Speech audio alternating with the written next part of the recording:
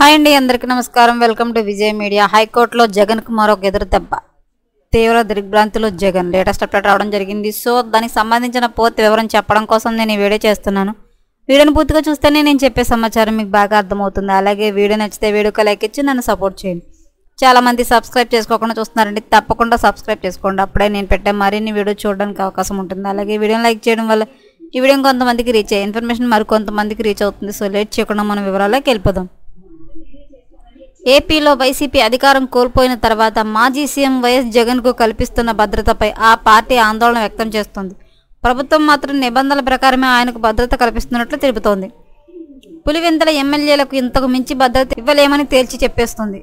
ఈ నేపథ్యంలో హైకోర్టులో జగన్ తనకు పూర్తి భద్రత కల్పించేలా ప్రభుత్వానికి ఆదేశాలు ఇవ్వాలంటూ పిటిషన్ దాఖలు చేశారు. దీనిపై రివ్యూ కమిటీ స్పందించింది.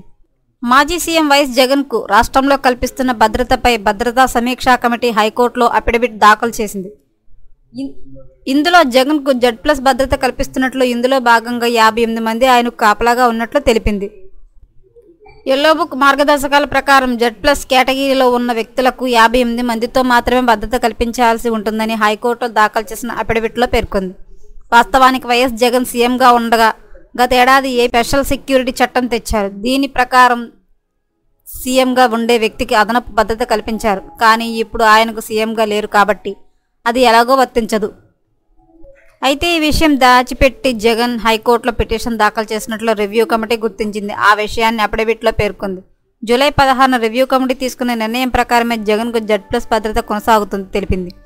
అలాగే తన భద్రతకు ముప్పు ఉంటే ప్రత్యామ్నాయ మార్గాల్ని ఆశ్రయించేలా తప్ప హైకోర్టులో పిటిషన్ దాఖలు చేయరాదని, ఇప్పటివరకు అధికారులకు తనకు ముప్పు ఉన్నట్లు జగన్ ఎలాంటి ఫిర్యాదు చేయలేదని తెలిపింది.